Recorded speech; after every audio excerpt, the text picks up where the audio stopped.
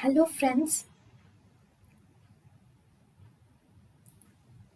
Welcome to Creative Medicine. In this lecture, we will learn about Serotonin.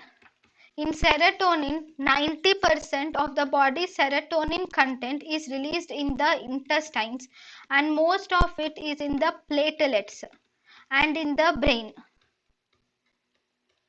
First, most common in intestine, second most common is in the platelets, and finally in the brain.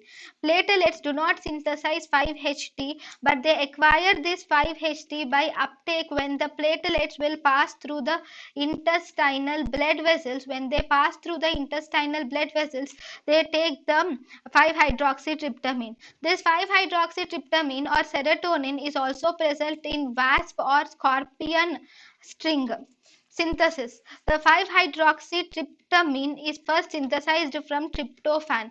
Tryptophan gives rise to 5-hydroxytryptamine.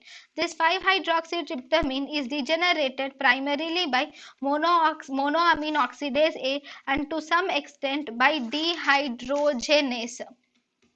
The role of serotonin in the body. Serotonin is important in affective disorders like depression, anxiety, and it is also seen in schizophrenia.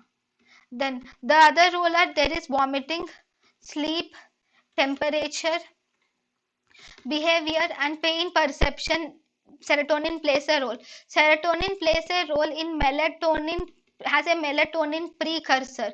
Serotonin is important in the pathogenesis of migraine or hemostasis. It is also important in pathogenesis of Raynaud's syndrome and Prinzmetal angina. It is also important in the pathogenesis of diarrhea and constipation and also carcinoid syndrome. It is also important in the pathological role in hypertension and also basalt Jarisch reflex.